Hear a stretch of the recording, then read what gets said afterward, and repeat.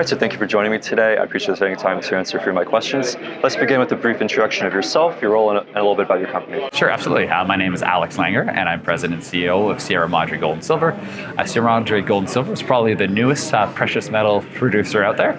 We actually started test mining at our 100% owned La Guitarra Silver and Gold mine, which is located about 2.5 hours outside of Mexico City on June 25th. We started at 270 tons per day.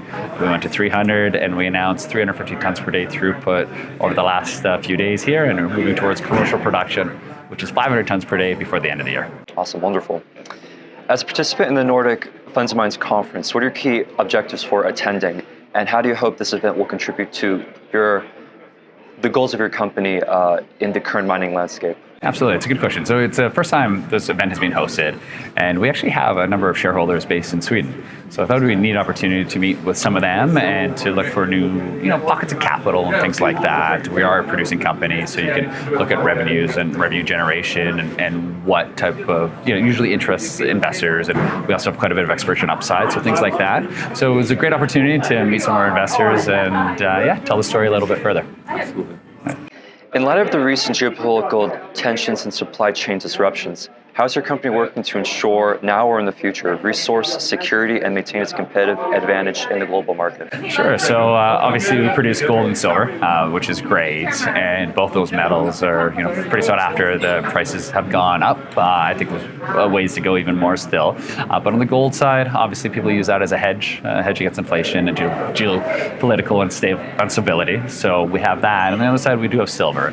And silver is not just a store of value, it's also used in a lot of processes. The major one now being solar panels. So as we see this EV revolution and we see electric vehicles being more adopted, solar panels are obviously taking over quite a bit. About 25% of all silver mined now is going directly to solar panels. So you kind of have the best of both worlds. We have store value, and you also have this upside in terms of production routes of solar panels or aeronautics or other medical supplies and things like that. With the growing focus on ESG in the mining industry, how are you leveraging this conference to showcase your company's initiatives to the Nordic investment community in particular, known for its strong emphasis on responsible investing? Yeah, that's a great question, and it's just so important, especially when you're mining.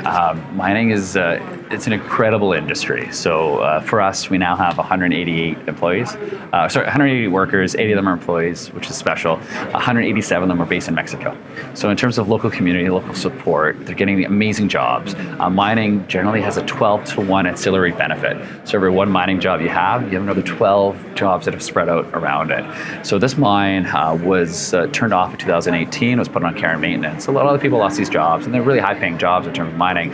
So the people had to go to other places in Mexico, and sometimes you go for 10 days and you're home for 5, or they work construction jobs where you're making a third of what you're making before. So the fact that they're able to live at home, we're only about 4 kilometers away from the town, they're able to be there, be with their families. In terms of engagement, it is so important. If you don't have your community on side, these things don't work. So we had our grand opening ceremonies on June 25th, and it was a special day.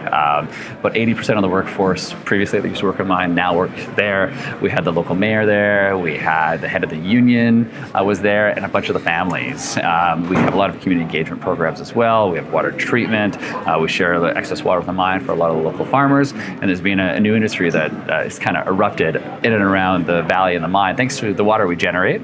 And it's avocado farms, which is really, really cool. So an industry that wasn't there before is now benefiting from producing mine, which is wild.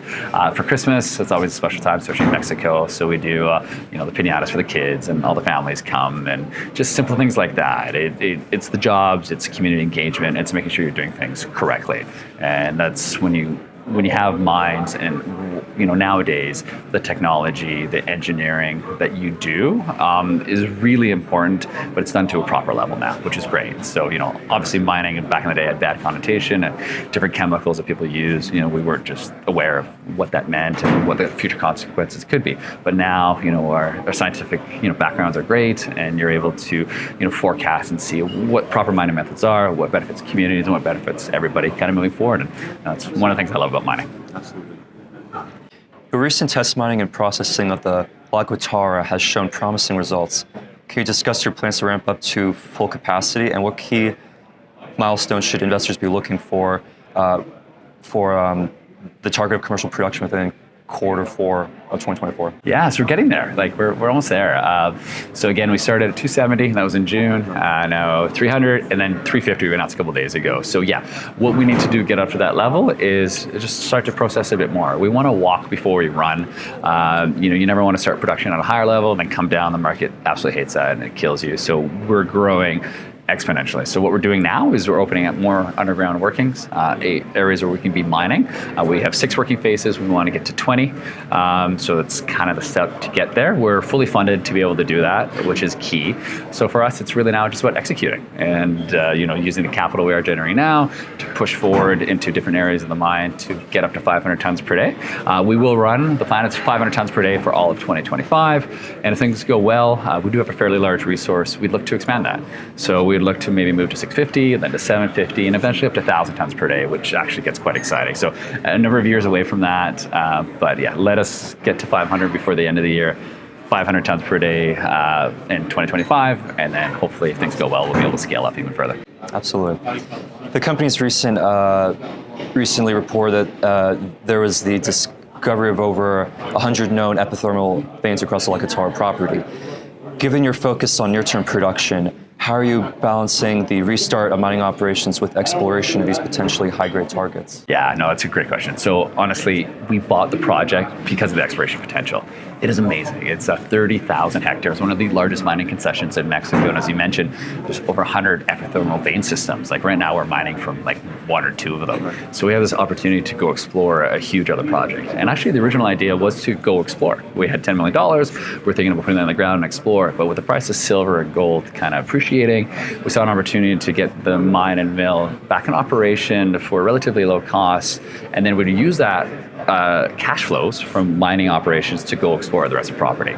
So that's what we're doing. That's the plan at least. So bring up operations, will generate cash flows. In the meantime, we do have 3 field geologists in Mexico that are out in the field every single day. We're doing about 200 geological samples, so we're taking samples. We have our own lab so we can process and understand what the grades are. And we want to be trenching, hopefully by January, if things go well. And then if all goes really well, we should be able to start drilling, really exploring properly these 100 epithermal veins on the eastern part of our district sometime, hopefully this time next year. As the rainy season kind of ends in October. And then if all goes well, we'll have our drill targets and ready to drill them. With the existing infrastructure at La Guitarra, you've emphasized the cost advantages of restarting this brownfield project.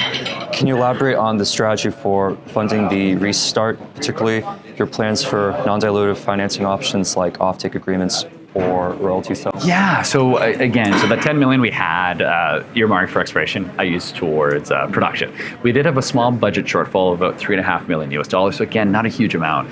If you wanted to replicate what was there, like the drilling alone would be 50 million. The underground development's probably another 50 million. The plant, I don't know, they're 80 to 100 million. So we have a huge advantage already ahead because those are sunk capital costs that have already gone into the mine. So what we needed to do is generate a bit more income to do a bit more underground development and buy some mining equipment and things like that. So we had looked at offtake, we had looked at equity, we looked at debt, we looked at royalty, and we're fortunate enough that our largest shareholder, First Majestic, which owns 44% of the company, they've been incredible partners. They provided us a small loan, $5 million US, and that amount of capital let us get into test mining, test processing. So we are going to start to pay that back probably in November, December. It's a 2-year loan. It's 15%. There's no warrant coverage or anything like that. Very friendly. It's exactly the terms we wanted. It's great for them. It's really good for us, and we should be able to hopefully pay it back without any issues, and then use that capital to go explore a bit more. Well, again, I appreciate you taking the time to answer a few of our questions. It's really exciting to learn more about your operations, what's going on at your company, and wishing you the best of luck for the remainder of the conference. Thank you so much. Thank you so much. Thanks for having me. Thanks a lot. Thank you.